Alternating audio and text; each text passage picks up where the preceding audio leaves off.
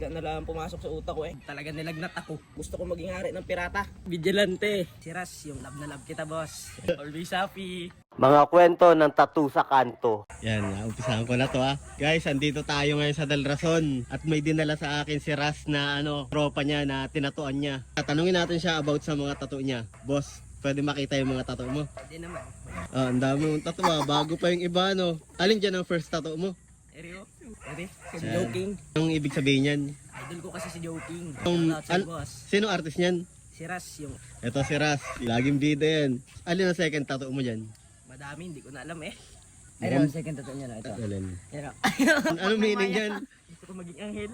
Sino ang artist niyan? Si Ras. Ayusin na. Napagtripan ng alien. Sinong meme yan? Shoutout sa'yo, mama. Idol kita. Love na love kita, boss. Ito, sino ang artist niyan? Si Ras pa rin. Anong meaning yan? Na demonyo.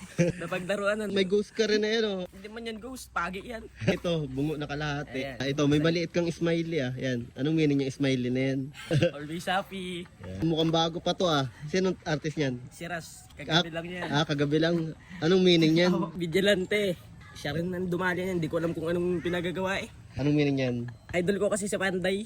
Bali pa dyan, may tattoo ka pa sa loob ng katawan. Dami pa yan. Ang dami Sinong artist ng mga yan? Si Ras din. Hindi, si Joshua na yan. Ito, si Ras. Anong meaning tong dalawang isda na yan? Eh may isda kami dati. Pinirito namin. Alala ko, na-miss ko na nga ni. Smiley at may devil. Hindi ko na rin alam yan eh. Siguro napag-isip-isip ko na lang yan ang itato. Bigla na lang pumasok sa utak ko eh. Yan ay gusto ko maging hari ng pirata. Si Luffy. Oo, gusto ko maging hari ng pirata para paglaki ko. May pangarap naman. Ito, anong meaning niyang garapata o Lawa yan, nasa putan yan yung tiras. ating daw ng garapata? na-cover up na ni Aaron. Ayan, 420. Alam nyo na yan, bomba na. Pero parang dahon ng papaya Saan part pinakamasakit boy?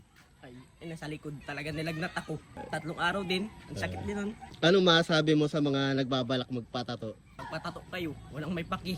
Anong reaksyon ng magulang mo nung tinatuan ka, nung first tattoo mo, nung nakita?